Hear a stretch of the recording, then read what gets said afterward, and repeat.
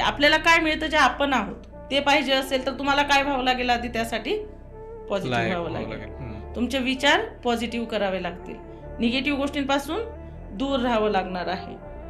दूर राहणं in the sense सकाळी उठल्याबरोबर पहिलं काम आपण काय करतो? मोबाईल हातात घेतो. झोपताना काय करतो आपण? क्राईम पेट्रोल बघून झोपतो.